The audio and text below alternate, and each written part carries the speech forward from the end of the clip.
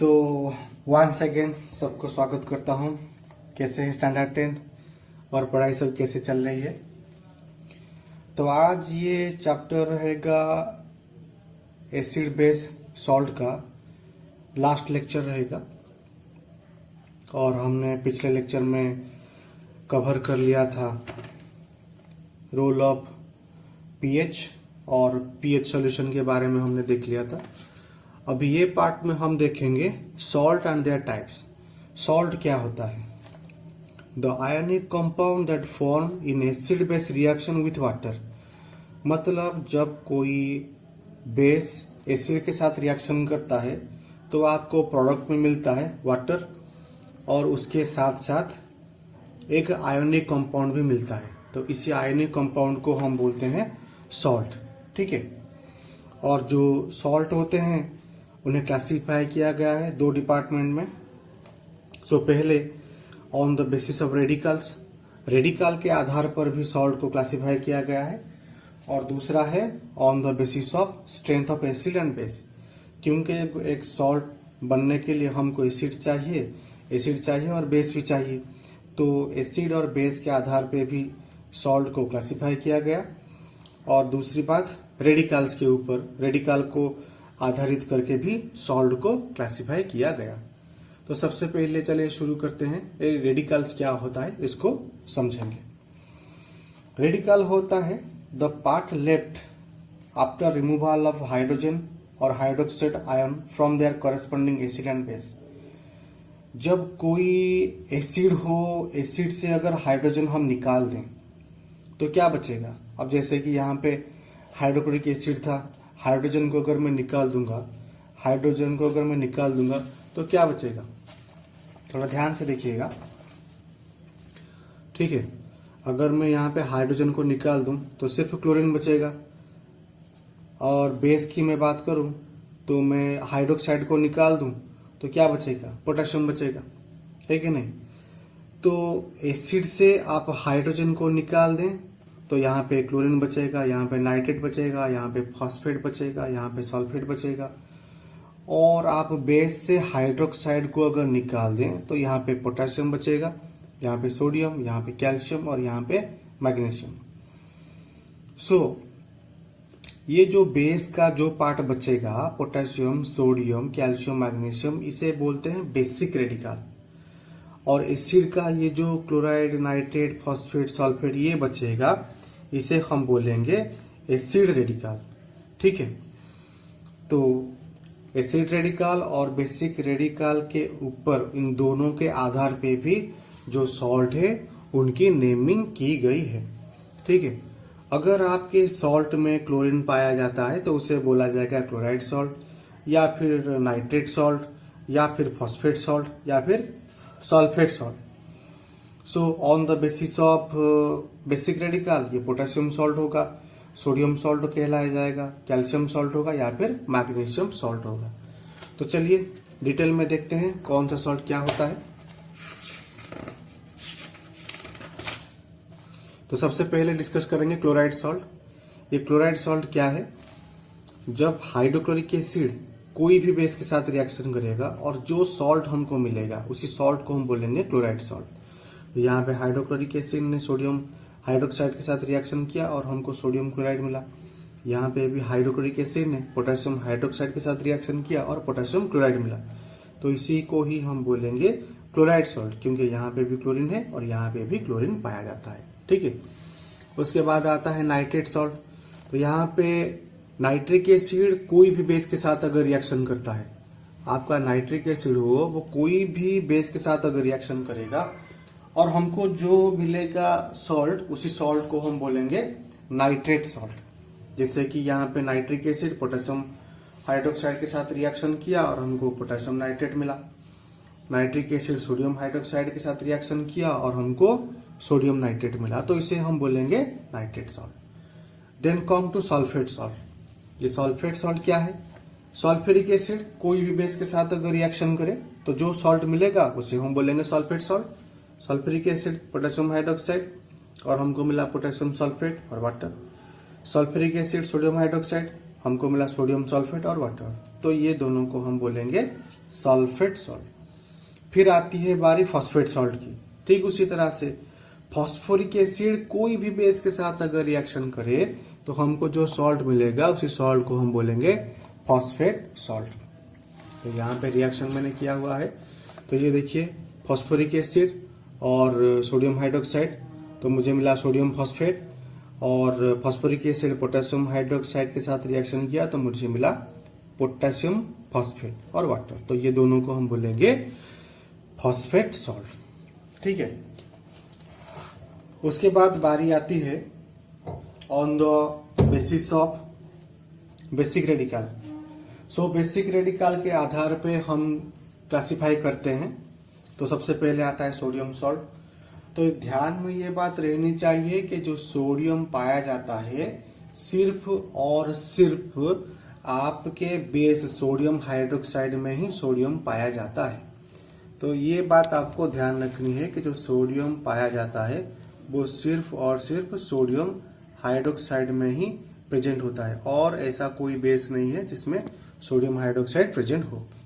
ठीक है, सो यहाँ पे सोडियम हाइड्रोक्साइड किसी भी एसिड के साथ अगर रिएक्शन करेगा तो आपको मिलेगा सोडियम सॉल्ट। तो सोडियम हाइड्रोक्साइड हाइड्रोक्लोरिक एसिड के साथ सोडियम क्लोराइड मिला, सोडियम हाइड्रोक्साइड नाइट्रिक एसिड के साथ सोडियम नाइट्रेट मिला।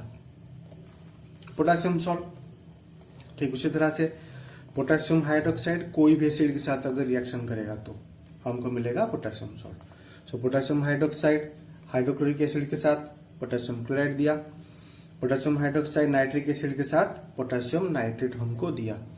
सो ये था on the basis of acid radical and basic radical. अब हम चर्चा करेंगे कि on the basis of acid base and salt. So acid base और सॉल्ट के आधार पर जो एसिड का स्ट्रेंथ है उसको लेके भी नेमिंग किया जाता है, बेस का स्ट्रेंथ को लेके भी सॉल्ट की नेमिंग की जाती है। तो अभी उसके बारे में हम देखेंगे। अगर आपका स्ट्रॉन्ग एसिड कोई भी स्ट्रॉन्ग एसिड वीक बेस के साथ अगर रिएक्शन करेगा तो जो सॉल्ट आपको मिलेगा that is called acidic salt. जैसे कि हाइड्रोक्लोरिक एसिड मैग्नीशियम हाइड्रोक्साइड के साथ रिएक्शन किया तो ये स्ट्रॉन्ग एसिड और ये वीक बेस, और हमको ये जो सॉल्ट मिलेगा दिस इज एसिडिक सॉल्ट, क्योंकि जो एसिड पार्ट है आपका हाइड्रोक्लोरिक एसिड ये बहुत ही स्ट्रॉन्ग है, इसीलिए हमको एसिडिक सॉल्ट ही मिलेगा। या फिर अगर आपका एसिड वीक हो जाएगा और बेस स्ट्रॉन्ग होगा तो आपको मिलेगा बेसिक सॉल्ट। जैसे कि यहाँ पे मैंने लिया है इथानोइक एसिड लिया है और ये पोटेशियम हाइड्रोक्साइड के साथ रिएक्शन करेगा तो हमको ये सॉल्ट और वाटर मिलेगा, और ये जो सॉल्ट आपको मिला ये क्या होगा, ये बेसिक हो जाएगा क्योंकि आपका जो बेसिक पार्ट है ये बहुत ही स्ट्रॉन्ग है। अब नेक्स्ट स्ट्रॉन्ग एसिड और स्ट्रॉन्ग बेस। अगर आपका एसिड स्ट्रॉन्ग है और आपका बेस भी स्ट्रॉन्ग है तो आपको मिलेगा न्यूट्रल सॉल्ट। जैसे कि HCl और NaOH रिएक्शन किए तो आपको मिला NaCl। तो ये सोडियम क्लोराइड होगा, तो लगता है गलती से मैंने लिख दिया, ये सोडियम क्लोराइड होगा। तो ये सोडियम क्लोराइड और वाटर मिला, और ये सोडियम क्लोराइड एक न्यूट्रल सॉल्ट है। ठीक है, एग्जाम में आपको जो क्वेश्चन आएंगे कुछ इस तरह के क्वेश्चन आएंगे, आपको कोई भी एक सॉल्ट दे देगा और आपसे पूछेगा कि ये सॉल्ट एसिडिक है या बेसिक है बताइए। तो सिंपली आपको क्या करना है, सॉल्ट का नाम लिखना है। तो सॉल्ट है सोडियम कार्बोनेट, सॉल्ट मिला तो इसका एसिड और बेसिक पार्ट भी आपको आइडेंटिफाई करना है। तो ये सॉल्ट का जो सोडियम का पार्ट होता है ये पॉजिटिव पार्ट होता है और कार्बोनेट का पार्ट नेगेटिव होता है। तो सोडियम हमेशा सोडियम हाइड्रोक्साइड में ही पाया जाता है जो एक बेस होता है, और कार्बोनेट सिर्फ और सिर्फ कार्बोनिक एसिड में ही पाया जाता है। तो ये मिल गया, आपका बेस मिल गया और आपका एसिड मिल गया, और दोनों में से साफ आप देख सकते हो कि जो बेस है वो बहुत ही स्ट्रांग है। तो ये हो गया आपका बेसिक सॉल्ट। ठीक है, सो अब देखेंगे कुछ और सॉल्ट के बारे में हम डिटेल में देखेंगे। तो स्टडी अबाउट द सॉल्ट्स। तो सबसे पहले आता है हमारा जो सोडियम क्लोराइड है। इसकी प्रॉपर्टी हम सबसे पहले चर्चा करेंगे। इसे टेबल सॉल्ट भी कहा जाता है क्योंकि खाने में तो ज़्यादा ही हम इस्तेमाल करते हैं इसे, और इसकी जो मेल्टिंग पॉइंट होती है वो तकरीबन 820 डिग्री सेल्सियस होता है, और 100 ग्राम पानी में सिर्फ 35.8 ग्राम सॉल्ट ही डिजॉल्व होता है, वो भी सिर्फ 20 डिग्री सेल्सियस टेम्परेचर में। ये थोड़ा सा हाइग्रोस्कोपिक नेचर का होता है। हाइग्रोस्कोपिक नेचर का मतलब होता है कि ये एटमॉस्फेयर से मॉइस्चर को एब्जॉर्ब करता है। एटमॉस्फेयर से क्या करेगा, मॉइस्चर को ये एब्जॉर्ब करेगा, ठीक है। एटमॉस्फेयर से मॉइस्चर को ये एब्जॉर्ब करता है। So this is nature is known as hygroscopic nature, ठीक है। और सोडियम क्लोराइड अगर सल्फ्यूरिक एसिड के साथ रिएक्शन करेगा तो आपको मिलेगा ये हाइड्रोक्लोरिक गैस ये प्रोड्यूस करेगा। ये बात आपको ध्यान में रखनी चाहिए। और आपको यहाँ पे मिलेगा सोडियम हाइड्रोजन सल्फेट और उसके साथ हाइड्रोक्लोरिक गैस भी आपको मिलेगा। तो जो यूजेस क्या क्या हैं इसके, तो सबसे पहले फूड आइटम में तो कुकिंग में हम इसका इस्तेमाल करते हैं, और जो ड्राई फूड होते हैं जैसे फिशेस हो गए, फिशेस मीट्स, इनको प्रिजर्व करने के लिए भी इस्तेमाल किया जाता है। और कोई भी लिक्विड सब्सटेंस का जो फ्रीजिंग पॉइंट होता है, इसको ऐड करने पर उसकी फ्रीजिंग पॉइंट कम हो जाती है। और सोप मेकिंग में भी इसका इस्तेमाल किया जाता है, और उसी प्रोसेस को ही बोलते हैं सॉल्टिंग ऑफ सोप, ठीक है। सो नेक्स्ट डिस्कस करेंगे कॉस्टिक सोडा। तो हमारा जो नेक्स्ट सॉल्ट है दैट इज कॉस्टिक सोडा, और इसकी फॉर्मूला है KOH, पोटेशियम हाइड्रोक्साइड। इसकी प्रॉपर्टी क्या होती है, ये बहुत ही ज़्यादा अल्कालाइन नेचर की होती है, हाईली कोरोसिव भी होती है, और इसकी pH लगभग 14 के आसपास। इसको प्रिपेयर कैसे किया जाता है, कैसे प्रिपेयर किया जाता है, देखिए।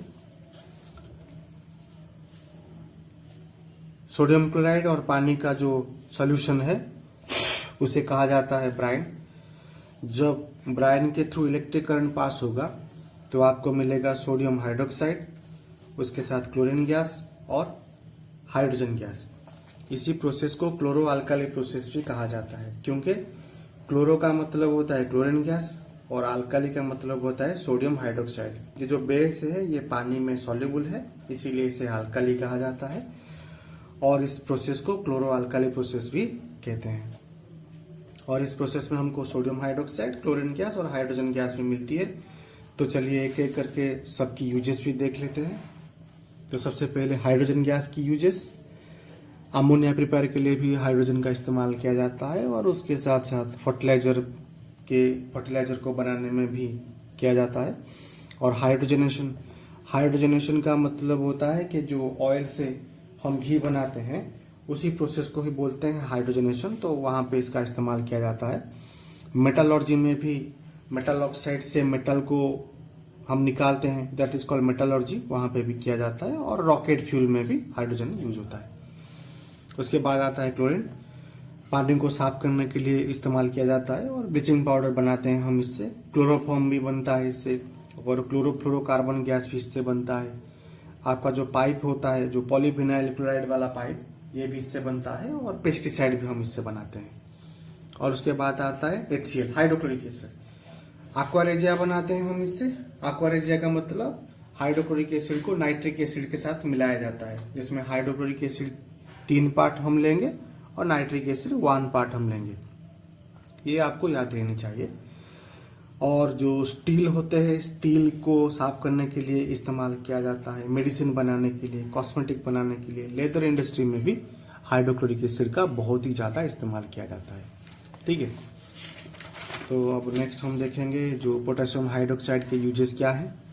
तो साबुन बनाने में इस्तेमाल किया जाता है, पेपर इंडस्ट्री में, और मेटल के ऊपर अगर ग्रीस लग जाती है तो उसको साफ करने के लिए पेट्रोलियम रिफाइनरी में भी इसका इस्तेमाल किया जाता है। उसके बाद आता है आपका ब्लीचिंग पाउडर। जो ब्लीचिंग पाउडर है उसकी फॉर्मूला है CaOCl2। इसको हम कहते हैं कैल्शियम ऑक्सीक्लोराइड, ठीक है। तो ये दिखने में कुछ येलोइश व्हाइट कलर का होता है, और इसकी फॉर्मूला तो कैल्शियम ऑक्सीक्लोराइड। और ये जब कार्बन डाइऑक्साइड के साथ रिएक्शन करेगा तो कैल्शियम कार्बोनेट और क्लोरीन गैस ये प्रोड्यूस करेगा। और ब्लीचिंग पाउडर पानी में भी सॉल्युबल होता है। जब ये एसिड के कांटेक्ट में आता है तो ये प्रोड्यूस करता है कैल्शियम क्लोराइड, वाटर और क्लोरीन गैस। या फिर सल्फ्यूरिक एसिड के साथ अगर रिएक्शन करेगा तो कैल्शियम सल्फेट, वाटर और क्लोरीन गैस देगा। जितना अमाउंट का ये क्लोरीन गैस प्रोड्यूस करेगा उसे हम बोलेंगे अवेलेबल क्लोरीन। तकरीबन एक अच्छे क्वालिटी का अगर ब्लीचिंग पाउडर हो तो उस पर 35 से लेके 38% तक क्लोरीन पाया जाता है। और इसके यूजेस क्या है? कॉटन को ब्लीच करने के लिए, वुड को ब्लीच करने के लिए, कपड़े धोने के लिए, पानी को साफ रखने के लिए, और ये बहुत ही यूज होता है लैबोरेटरी में आज एन ऑक्सीडाइजिंग एजेंट। ठीक है, ये सबको ऑक्सीजन सप्लाई करता है, इसलिए इसका इस्तेमाल किया जाता है। और उसके बाद हम देखेंगे प्रॉपर्टी। क्या प्रॉपर्टी है? तो यहाँ पे हम किसकी प्रॉपर्टी के बारे में चर्चा करेंगे? हम चर्चा करेंगे यहाँ पे बेकिंग सोडा की प्रॉपर्टी के बारे में, जो एक दूसरा सॉल्ट है। और इसकी जो फॉर्मूला है दैट इज NaHCO3, इसे सोडियम बाइकार्बोनेट भी कहते हैं।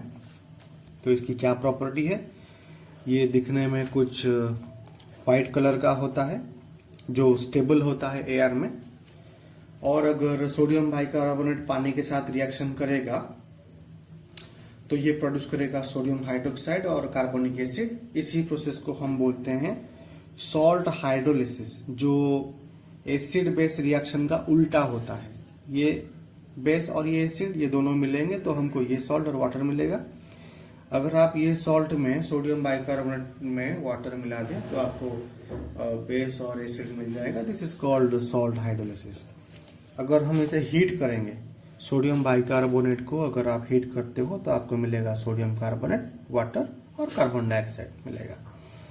अगर सोडियम बाइकार्बोनेट एसिड के संपर्क में आता है तो ये आपको देगा सॉल्ट, वाटर और कार्बन डाइऑक्साइड। ये हमने एसिड का जो प्रॉपर्टी, केमिकल प्रॉपर्टी में इसके बारे में भी डिटेल में चर्चा की थी। तो अभी देखेंगे कि हम बेकिंग पाउडर को बनाते कैसे हैं। तो सबसे पहले बेकिंग पाउडर को बनाने के लिए दो प्रोसेस हैं। एक होता है स्मॉल स्केल और दूसरा होता है लार्ज स्केल। स्मॉल स्केल में हम कैसे बनाते हैं? सोडियम कार्बोनेट, वाटर और कार्बन डाइऑक्साइड को जब मिलाएंगे तो वो बनाएगा सोडियम बाइकार्बोनेट। या फिर लार्ज स्केल में हम कैसे बनाएंगे? आपका sodium chloride, water, carbon dioxide और अमोनिया जब मिक्स करेंगे, एक साथ रिएक्ट करेंगे तो ये बनाएंगे सोडियम बाइकार्बोनेट और उनके साथ मिलेगा आपको अमोनियम क्लोराइड जो पानी में सॉल्युबल होता है। ठीक है, तो ये कुछ ऐसे बनता है स्मॉल स्केल और लार्ज स्केल में। तो आगे का पार्ट, सोडियम बाइकार्बोनेट के क्या यूजेस हैं? तो सबसे पहले एंटासिड बनाने में इसका इस्तेमाल किया जाता है। जो हम अगर किसी को एसिडिटी हो जाती है तो इसका इस्तेमाल हम करते हैं। या फिर बेकिंग पाउडर बनाने में भी ये यूज होता है। बेकिंग पाउडर क्या होता है? जो बेकिंग सोडा और इसके साथ थोड़ा सा सिट्रिक एसिड और टार्टारिक एसिड हम मिला दें तो ये बन जाएगा बेकिंग पाउडर। और बेकिंग पाउडर का इस्तेमाल हम करते हैं जो पकौड़ा या फिर ब्रेड बनाने में इसका इस्तेमाल हम करते हैं। क्योंकि जब भी आप बेकिंग पाउडर को गर्म करोगे तो कार्बन डाइऑक्साइड गैस निकलेगा, तो वो कार्बन डाइऑक्साइड गैस ब्रेड को फुलाने में हमारी मदद करेगा। तो इसीलिए इसका इस्तेमाल बहुत ज़्यादा किया जाता है। फायर एक्सटिंग्विशर में भी इसका यूज करते हैं आग बुझाने के लिए, क्योंकि जब बेकिंग सोडा एसिड के साथ रिएक्शन करेगा तो ये आपको ढेर सारी कार्बन डाइऑक्साइड गैस ये आपको देगा। तो इसीलिए फायर एक्सटिंग्विशर में भी ये बहुत इस्तेमाल किया जाता है। ठीक है, और फिर आएगा हमारा नेक्स्ट जो सॉल्ट है that is your washing soda, और इसको हम बोलते हैं sodium carbonate decahydrate, Na2CO3.10H2O, sodium carbonate decahydrate. कैसे बनता है? अगर आप जो बेकिंग पाउडर सोडियम बाइकार्बोनेट जिसे बोलते हैं बेकिंग पाउडर, इसको अगर आप हीट करोगे तो आपको मिलेगा सोडियम कार्बोनेट, वाटर और कार्बन डाइऑक्साइड। सोडियम कार्बोनेट में अगर आप 10 वाटर के मॉलिक्यूल ऐड कर दें तो ये बना देगा वॉशिंग सोडा। इसकी प्रॉपर्टी, अगर आप वॉशिंग सोडा को एयर में रखोगे, खुले में रखोगे, तो ये 9 वाटर मॉलिक्यूल को छोड़ देता है। ठीक है, 9 वाटर मॉलिक्यूल ये छोड़ देगा। और नेक्स्ट, सोडियम कार्बोनेट पानी के साथ रिएक्ट करेगा तो आपको देगा सोडियम हाइड्रोक्साइड और carbonic acid. This is called salt hydrolysis, क्योंकि ये सॉल्ट और ये वाटर रिएक्ट करेंगे तो हमको मिलेगा बेस और acid. This is the reverse of acid base reaction, इसे बोलते हैं salt hydrolysis. Sodium carbonate decahydrate या फिर आप वॉशिंग सोडा बोल सकते हो, इसको अगर आप हीट करोगे तो आपको मिलेगा सोडियम कार्बोनेट और 10 वाटर के मॉलिक्यूल। सोडियम कार्बोनेट एसिड के साथ रिएक्ट करेगा तो आपको देगा सॉल्ट, वाटर और कार्बन डाइऑक्साइड, जैसे कि यहाँ पे एक रिएक्शन मैंने किया हुआ है। सोडियम क्लोराइड, वाटर और आप कार्बन डाइऑक्साइड ये आपको दे देगा। Reaction with hard water. Hard water क्या होता है? जो वाटर में ज्यादा झाग नहीं बनता उसी पानी को हम बोलते हैं हार्ड वाटर। अगर आपके पानी में कैल्शियम क्लोराइड या फिर मैग्नीशियम क्लोराइड प्रेजेंट हो तो उस पानी में झाग ज्यादा नहीं बनता, ठीक से नहीं बनता, उसी पानी को हम बोलेंगे हार्ड वाटर। तो सोडियम कार्बोनेट अगर हार्ड वाटर के साथ रिएक्शन करेगा तो हार्ड वाटर में कैल्शियम क्लोराइड है तो ये बनाएगा कैल्शियम कार्बोनेट और सोडियम क्लोराइड, जिससे पानी सॉफ्ट हो जाएगा, मतलब इस पे अभी झाग बनने लगेंगे। और इसके यूजेस क्या है? तो कपड़े धोने में इस्तेमाल किया जाता है, और जो पानी की जो हार्डनेस है जिसके बारे में अभी हमने चर्चा की, इसको दूर करने के लिए भी इस्तेमाल किया जाता है। और उसके साथ साथ glass industry, soap industry, paper industry में भी इसका इस्तेमाल बहुत ज्यादा किया जाता है। ठीक है, अब नेक्स्ट हम देखेंगे हाइड्रेट एंड अनहाइड्रेटेड सॉल्ट। ठीक है, हाइड्रेटेड सॉल्ट या फिर अनहाइड्रेटेड सॉल्ट। हाइड्रेटेड सॉल्ट का मतलब होता है अगर आपके सॉल्ट में वाटर के मॉलिक्यूल पाए जाएं, और अनहाइड्रेटेड सॉल्ट का मतलब होता है अगर उसमें कोई वाटर के मॉलिक्यूल नहीं मिले। So the number of water molecule present in one formula unit of the salt is known as water of crystalline. आपके एक सॉल्ट मॉलिक्यूल में जितना वाटर प्रेजेंट होगा उसको हम बोलेंगे वाटर ऑफ क्रिस्टलाइन। जैसे कि यहाँ पे कुछ एग्जाम्पल मैंने लिया है।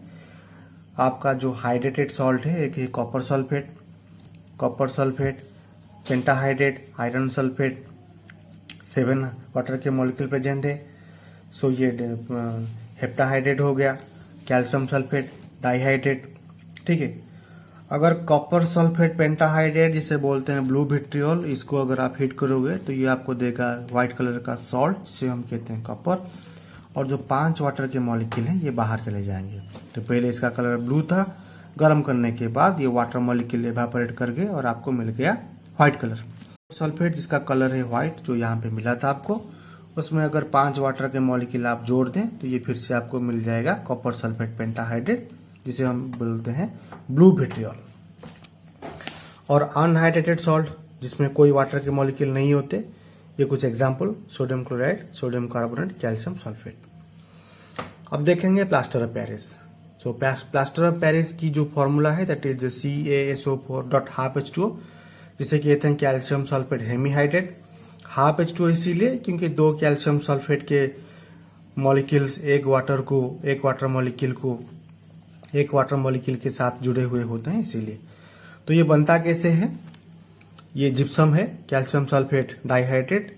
जिप्सम को अगर हम 100 डिग्री सेल्सियस में अगर हीट करेंगे तो ये हमको देगा प्लास्टर ऑफ पेरिस, और जो 1/2 H2O है ये बाहर चला जाएगा।